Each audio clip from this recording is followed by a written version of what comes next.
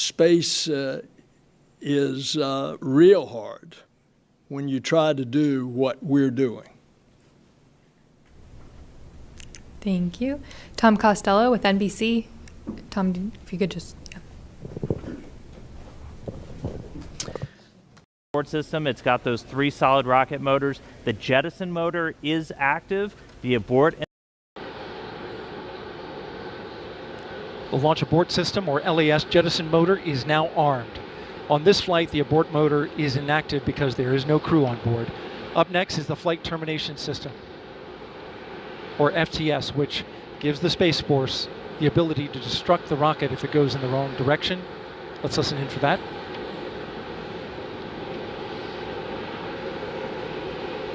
GLS is go for FTS arm.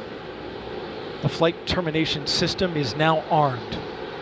Coming up at 4 minutes and 40 seconds, a big moment. This is where the RS-25 engines and their bleed go to high flow. It's been a little tricky to dial in. GLS is go for LH2 high flow bleed check.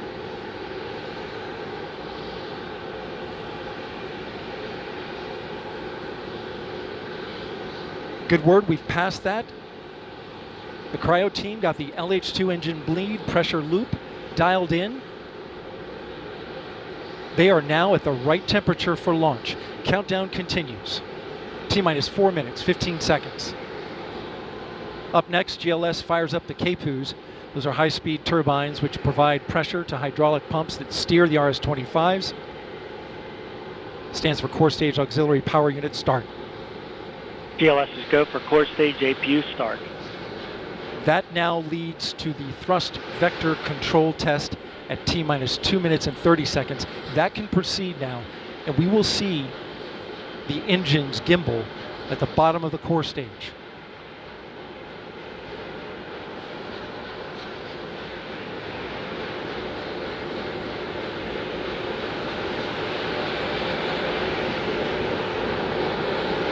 At T-minus 3 minutes and 10 seconds, you will hear the go for purge sequence 4.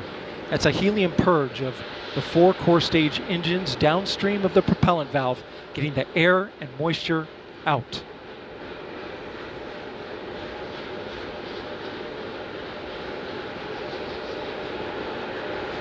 GLS is go for purge sequence 4. And in just a few seconds, GLS will close the core stage LOX vent, liquid oxygen. The white vapor cloud caused from the super cold gaseous oxygen condensing the water in the atmosphere will disappear. You see it coming out there now. And there it goes, it's closed. LOX vent closed, pressure rising in the core stage LOX tank to flight levels. Coming up in 15 seconds, look for that thrust vector control actuator test. Engines will gimbal.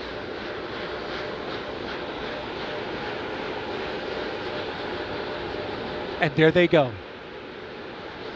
The 4 core stage RS-25 engines gimbaling around, testing the ability to steer the rocket into space. They will operate at 109% performance. Each RS-25 throwing down 500,000 pounds of thrust. All 4, 2 million pounds. All together with the boosters, 8.8 million pounds of thrust. GLS is go for upper stage to internal power. Now the upper stage has gone to internal power. So power is removed from the rocket's upper stage, the ICPS, and it's been switched to battery power. The same milestone is coming up for the core stage at T-minus 1 minute and 30 seconds.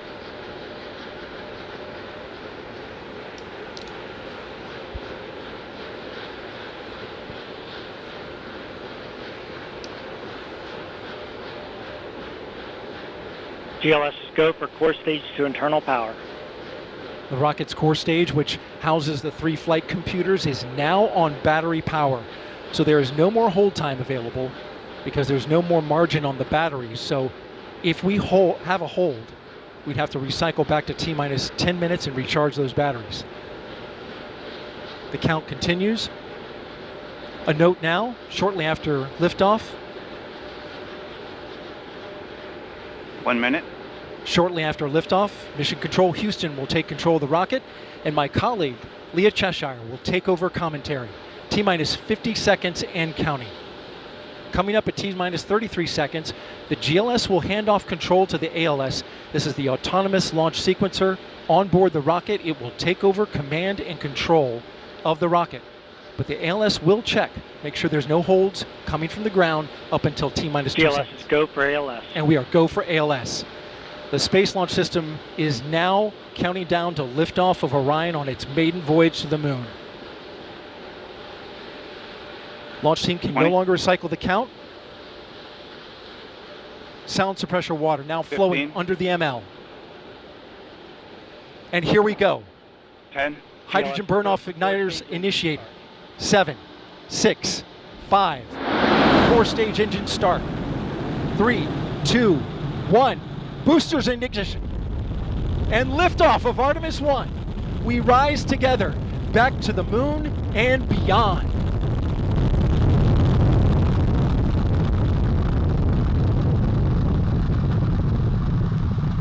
All 4 RS-25 engines on the core stage and 2 solid rocket boosters now propelling the vehicle at 128 miles per hour. Hearing good control on the roll from teams in Mission Control Houston. All good calls so far. Now 30 seconds into the flight of Artemis 1. First milestone will be for the vehicle to pass through max Q at about 1 minute and 9 seconds into launch. This is the greatest period of atmospheric force on the rocket.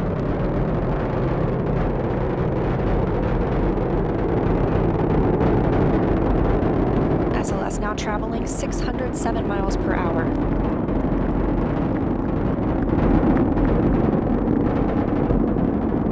You're looking at 8.8 million pounds of maximum thrust. Quiet here in the loops in Mission Control. The 4 core stage engines are throttling down ahead of passing through max Q.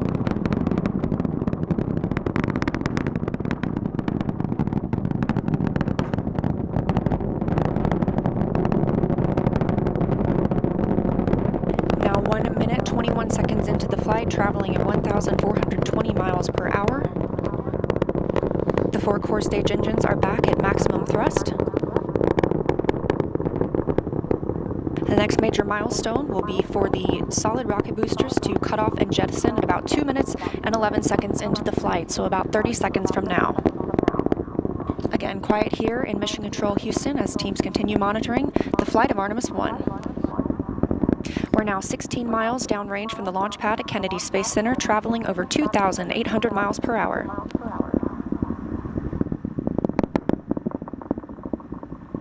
Standing by for solid rocket booster jettison and shortly thereafter.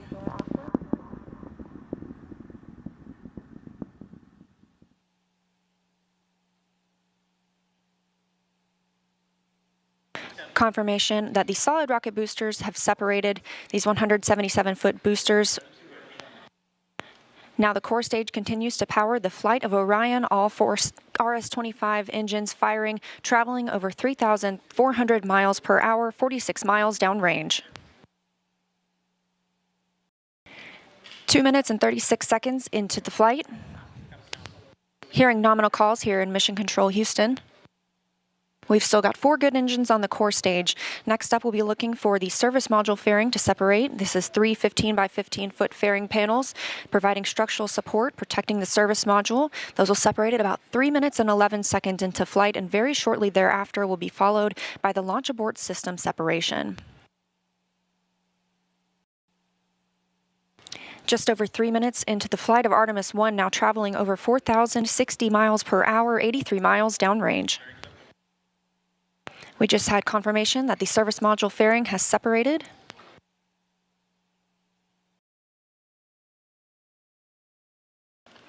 And that the launch abort system pyros have fired, separating those from Orion as well.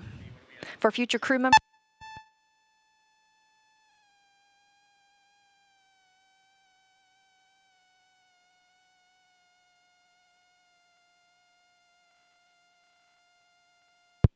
we just heard the call for 3 engine press, meaning if SLS were to lose an engine at this point in the mission, we could still achieve a nominal mission.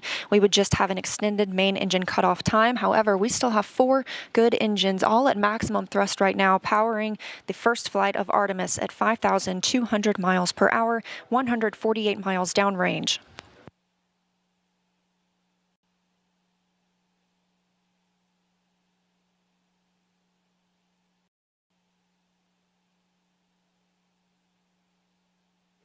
We're 4 minutes and 16 seconds into the flight of Artemis 1. So far, we've had a clean ascent. We saw those solid rocket boosters jettison about 2 minutes and 11 seconds after liftoff. Shortly after, we had the service module panels fairings separate, as well as the launch abort system. The launch abort system was inert for this flight, except to perform this separation. Those 4 core stage engines will continue to fire and power the flight of Artemis 1, now traveling over 6,800 miles per hour, 229 miles downrange. Booster flight controller reports that the engines are looking good.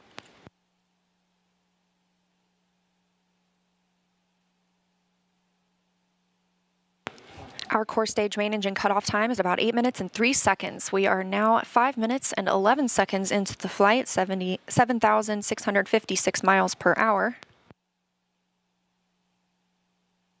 Again, 4 good core stage engines, those 4 RS-25 engines. The last time those core stage engines flew, they were taking space shuttles to orbit, and now with upgraded capabilities, they're launching the future of human spaceflight.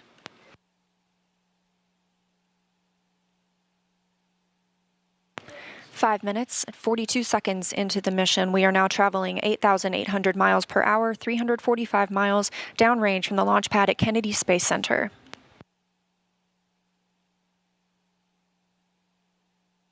Again, we are anticipating core stage main engine cutoff at about 8 minutes and 3 seconds. And about 10 seconds later, we'll see core stage separation, at which point Orion and the interim cryogenic propulsion stage will be flying free. Now traveling over 10,000 miles per hour, 6 minutes and 15 seconds into the flight of Artemis 1, 427 miles downrange. Quiet here on the loops in Mission Control Houston. Teams continue to monitor this first flight.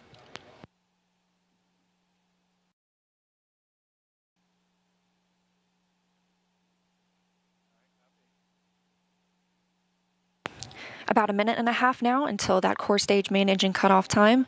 Our 4 core stage engines continue to fire at maximum thrust.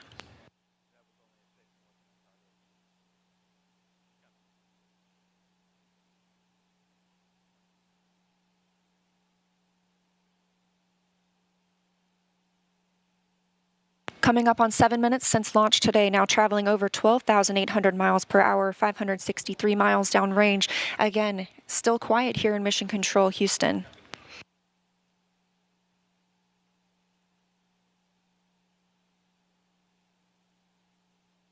As we prepare for main engine cutoff, the 4 RS-25 engines are beginning to throttle down.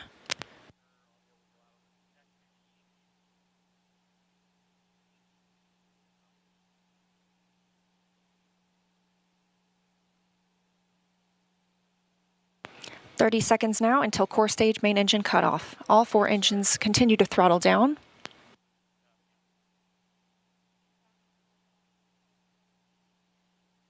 Now 7 minutes, 45 seconds into the flight, traveling over 16,000 miles per hour. Continuing to hear good calls here in Mission Control Houston. We're standing by for core stage main engine cutoff.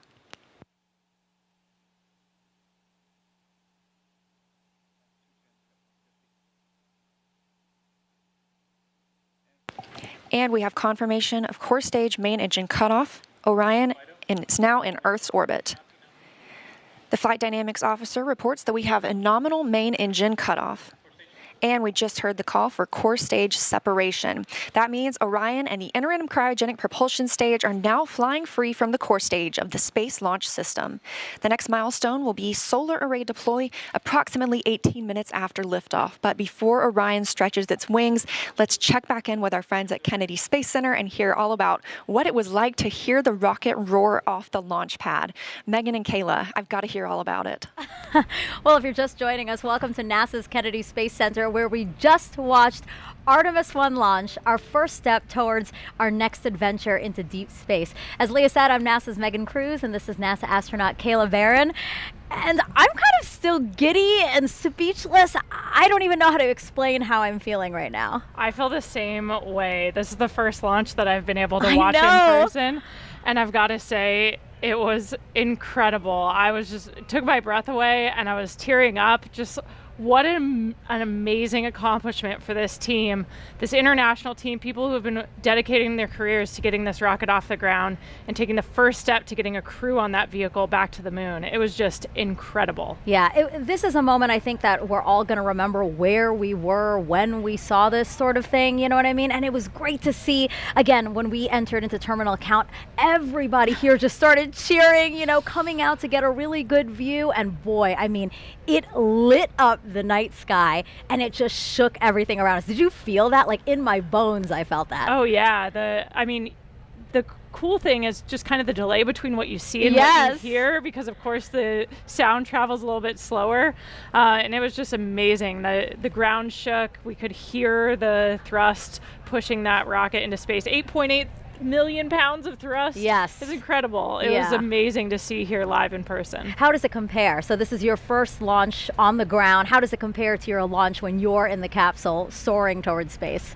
I mean, equally emotional, I think. Yeah. We train for everything, and so when we're in that capsule waiting for launch, we're just running our procedures. You could almost, trick us and say that we were in the simulator and it wasn't real. But like in that moment of liftoff, when the thrust builds underneath you, like we saw it today, it's just hard not to be overwhelmed by the emotional experience, the excitement, the joy of that moment. It's incredible. Yeah, I think we can't say it enough. This team really deserved this moment. They've been working so hard for this moment. When I heard that we got into terminal count, it was, I felt a sense of relief and excitement for them that I think everybody here did. You know, we really wanted them to succeed. We really wanted to see the launch today.